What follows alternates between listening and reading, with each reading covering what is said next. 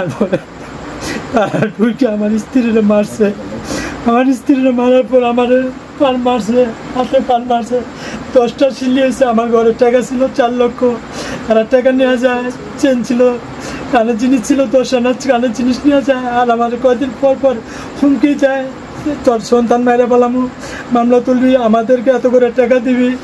আসামি মানে স্পোর্টে সবকিছু তার উদ্ধারকৃত হওয়ার পরও সেই আসামি কিভাবে থানার থেকে ছাড়া পাই আবার চলে আসে, তাহলে প্রশাসন আমাদের জন্য কি করতেছে? দেশি অস্ত্র যে হামলা চালাইছে, এলাকার মানুষ ধরতে আইছে, পরে যে সামনে আইব তারই মাইরে ফেলে। একজন মুন্না বাবু আছে, যে আক্তার আছে, নয়ন, তারা আওয়ামী লীগ কিছু মানুষ তাদেরকে সেন্টার দিচ্ছে, তাদের কিশোর গ্যাংয়ের সাথে জড়িত অনেক পোলাপান নিয়ে এসে আমার বাড়িতে, আমার কাছে ভিডিও আছে। আমি সুস্থ বিচার চাই। তারা পুলিশের সাথে হাত করে নেয়, পুলিশ তাদের কথাই বলে, পুলিশের সে গ্যারেজও করে না। এই যে আমরা মামলা উঠাই না দেখা মামলা করছি, বিচার দেওয়াতে আমাদের উপরে হামলা করছে।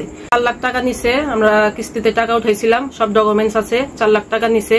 আমার হলো গলার চেন ছিল, কানে ইয়া ছিল, বড় ঝুমকা ছিল, ওই একটা নিছে। এখন আমরা চাইতেছি যাতে আমাদের একটা সুস্থায়ী এলাকার মধ্যে যাতে ওই মেয়েটা জানি না থাকে। আমাদের এলাকায় কোনো নিরাপত্তা নেই, আমরা সবাই আতঙ্কের মধ্যে আছি, ভয়ের মধ্যে আছি।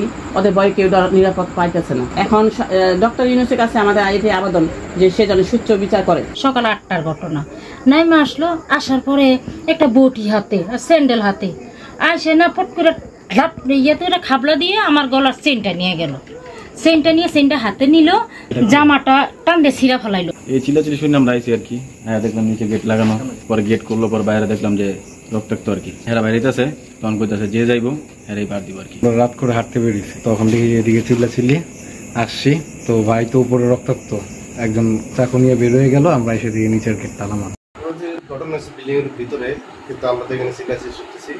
কিছুক্ষণ পর দেখতেছি এখানে আমাদের দেওয়া বাজার একজন টেলারের মালিক আলী ভাই জানলাম, ওনাকে রক্তাক্ত অবস্থায় মানে ওনার ওয়াইফ মেডিকেল নিয়ে যেতেছে। যেই জায়গায়